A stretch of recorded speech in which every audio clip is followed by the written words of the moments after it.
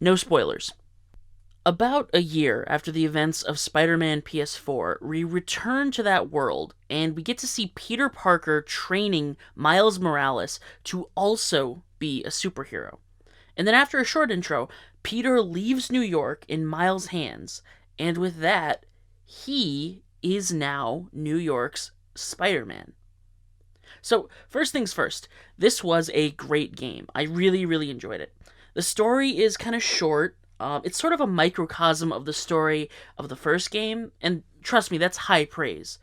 But I will say, I think that a few of the character interactions could have used a bit more fleshing out, but for the length of this game, everything was pretty well done.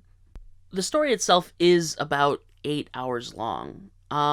Now, I know it's corny to say it makes you feel like Spider Man, because that's what they say in every IGN review for every game about every character that's pre established.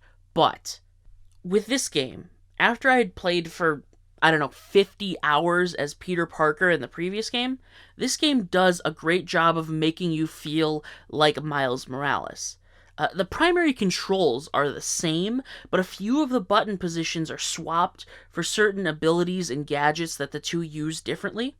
Peter's Spider Man is very gadget heavy, while Miles only has three or four. He mostly relies on unique biological abilities, and that's reflected in the gameplay and the button layout. Everything else is also just a little bit different from the original game. The UI is unique when you move around the pause menu. The music, when you swing around the city, is this sort of hip hop trap music mixed with your traditional superhero thing. All of these things really get you in the headspace. This isn't Miles pretending to be Spider Man, he is his own hero. He just shares a mantle. Miles is Spider Man. I think that's super cool. All that said, I did have a few problems with the game that will most likely get patched in the future for reference. I got the PS4 launch edition.